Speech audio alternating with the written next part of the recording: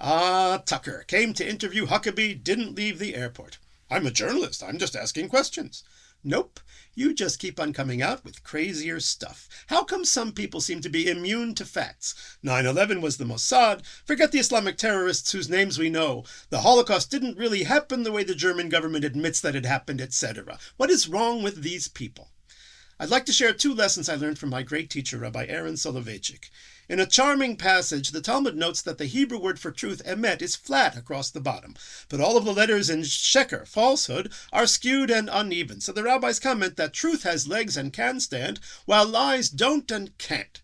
So if they have no legs, how can lies do so well these days? So my rabbi explained with an airport story. Before he had a stroke, he would sometimes arrive a little late at the airport and miss his flight. But when he was wheelchair-bound, he never missed any flight. Why? Because everybody helps the handicapped person.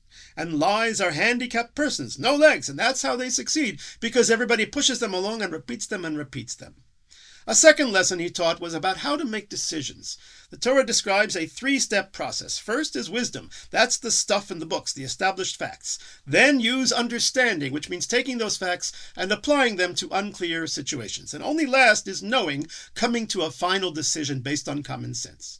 If you flip the order and try to start with a desired outcome, a desired knowing, and then go backwards to twist the facts to fit it, you will end up like Tucker Carlson. He didn't leave the airport.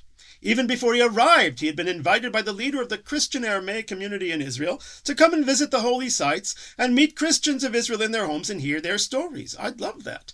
But Tucker couldn't risk facts getting in the way of his certain knowings.